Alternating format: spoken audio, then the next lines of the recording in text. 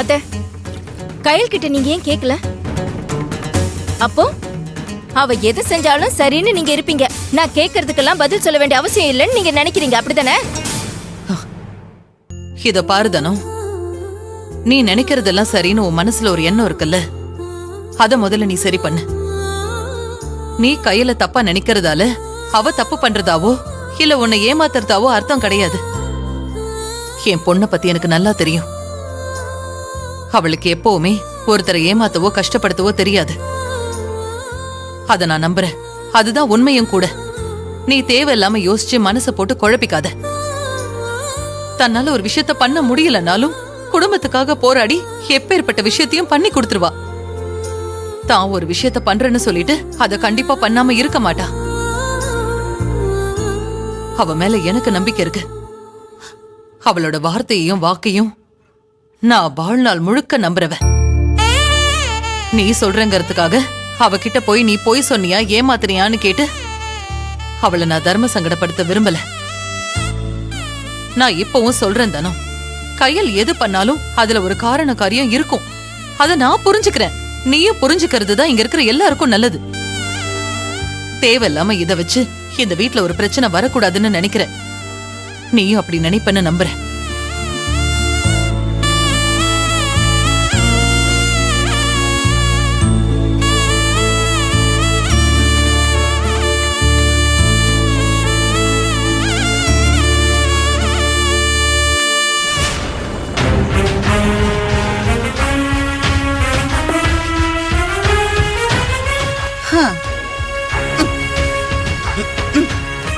இந்த கயல் குடும்பத்துல என்ன நடக்குதுன்னு தெரிஞ்சுக்கிறதுக்கே சில பல சில்லறைகளை செலவு பண்ண வேண்டியிருக்கு.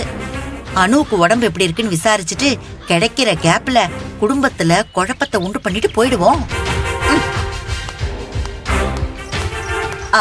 காமாட்சி, காமாட்சி, பெரியமா, காமாட்சி, மா, பெரியமா வந்திருக்காங்க. அம்மா கிச்சன்ல இருக்காங்க. என்ன எல்லாரும் ஒன்னா உட்கார்ந்து சந்தோஷமா பேசிக்கிட்டு இருக்கீங்க? எரியுதா? ஏய், இல்ல அக்னிவேல வந்திருக்கீங்களா, அதான் உடம்பெல்லாம் எரியுதான்னு கேட்டேன். எனக்கு ஏண்டா எரிய போகுது?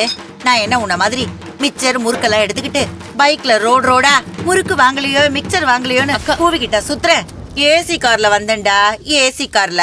விடுங்க பெரியமா, ஏதோ விளையாட்டுக்கு பேசினா. நீங்க உட்காருங்க. கொன்றுவேண்டா. வாங்க உட்காருங்க. உட்காருங்க பெரியமா. வாங்க பெரியமா. பெரியப்பா போன் பண்ணாரா? எப்படி இருக்காரு? அவருக்கு என்ன, நல்லாதான் இருக்காரு. என் புருஷன் வெளியூருக்கு போனாலும் அங்க இருந்து போனை போட்டு என் தம்பி குடும்பத்தை பாத்துக்கோன்னு பாசமா கேக்குறாரு. ஆனா நீங்க தான் என்ன கண்டுக்கிறதே இல்ல. ஐயோ அப்படியெல்லாம் எதுவும் இல்லக்கா, நீங்க இருங்க, நான் காஃபி போட்டு அதெல்லாம் ஒண்ணும் வேண்டாம். அனுவுக்கு அடிபட்டிருக்குல்ல, அதான் ஒரு எட்டு பாத்துட்டு போலான்னு வந்தேன். ஆமா, எங்க அவ? ரூம்ல தான் இருக்கா. தானே எங்க? அண்ணிய ரூம்ல தான் இருக்காங்க. என்ன இடுப்பு உடைஞ்சா கூட அடுப்பங்கரையை விட்டு நகர மாட்டா, ரூம்ல இருக்காங்கற? இல்ல, அனு இருக்கிறதுனால கூடவே இருக்காங்க. ஓ, சரி, நானே போய் பாக்குறேன்.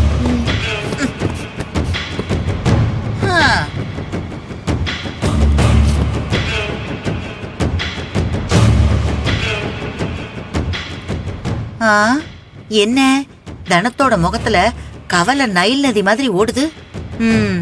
என்னன்னு கேப்போம். தனம், அத்தை, தனம், குழந்தைக்கு பழம் எல்லாம் வாங்கிட்டு வந்திருக்கேன். இந்த எதுக்கு இதெல்லாம்? பொடி வச்சுக்கோ. தூங்கிட்டு இருக்காளா? சரி, தூங்கட்டும். இப்ப எப்படி இருக்கு இவளுக்கு? பரவாயில்ல. குழந்தையா இருக்கிற வரைக்கும் தான் நிம்மதியா தூங்க முடியும். வளர வளர வயசாகி மனசுல குறையும் கவலையும் சேர்ந்து நிம்மதியா தூக்கம் கூட வராது. ஆமா, ஓ மனசுல என்ன குறை? மூஞ்சியில விரக்தியும் கவலையும் தாண்டவமாடுது. அங்க பாரு, மொத்த குடும்பமும் சந்தோஷமா இருக்காங்க. நீ மட்டும் உன் பொண்ணோட இப்படி தனியா உட்கார்ந்துட்டு இருக்க. உன் முகம் வேற சரியில்லை. எதையோ ஆழமா யோசிச்சுட்டு இருக்கிறத பார்த்தா மனசு சரியில்லாத மாதிரி தோணுது.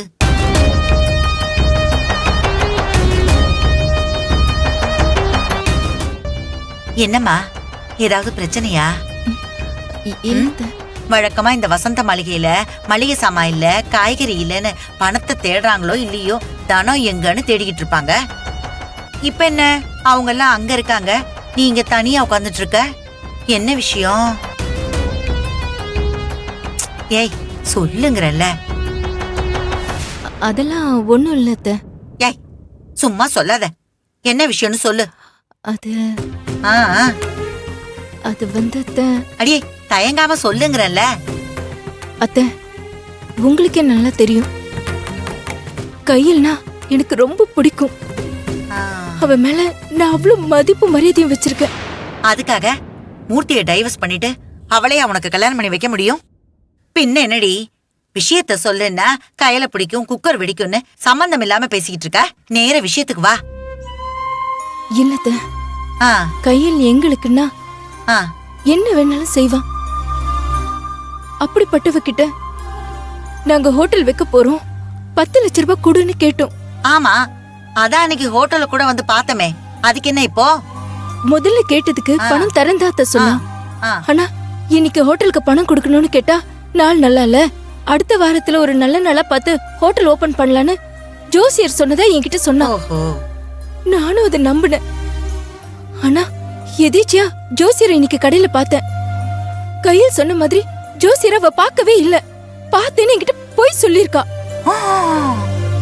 ஆ.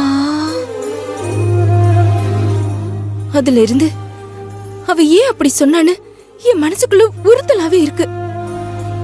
அத்தை கிட்ட இத பத்தி சொன்னா கையில் ஒரு விஷயம் பண்ணா அதுல ஒரு காரணம் இருக்கும்னு என்னையே சமாதானப்படுத்துறாங்க. அப்படி போடு. கொளுத்தி போடலான்னு வந்த என்கிட்டயே மண்ணெண்ண கேன் எடுத்து நீட்டுறாளே. அப்புறம் கையல் கிட்ட நீ கேட்டியா?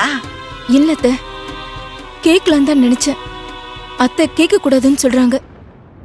அவங்களும் அத பத்தி எதுவும் பேச மாட்டேங்கிறாங்க. அதான் அத்தை, எனக்கு என்ன பண்றதுன்னே தெரியல. இங்க பாரு தனம், நீ இப்படி எல்லாத்துக்கும் கையில நம்பிக்கிட்டு இருந்தனா கடைசி வரைக்கும் உன் புருஷன் இங்க அடிமையாவே தான் இருப்பான்.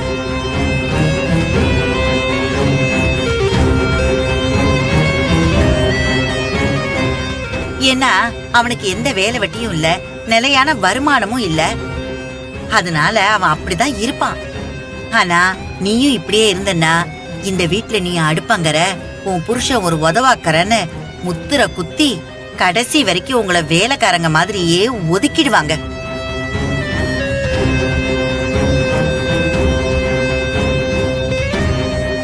கையல் புருஷன் பிசினஸ் பண்ணி பெரிய ஆளாயிடுவான்.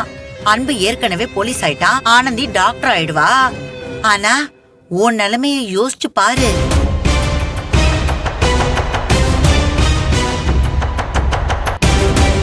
இந்த வீட்ல போலீஸ்காரன் பொண்டாட்டின்னு நேத்து வந்த ஷாலினி கூட கெத்தா கால் மேல கால் போட்டுக்கிட்டு உட்கார்ந்துருப்பா. ஆனா நீ கடைசி வரைக்கும் இந்த வீட்ல சமைச்சுக்கிட்டு இருப்ப. உன் புருஷன் ஏதாவது ஒரு மண்டபத்துல 500க்கும் 1000த்துக்கும் சமைச்சுக்கிட்டு இருப்பான்.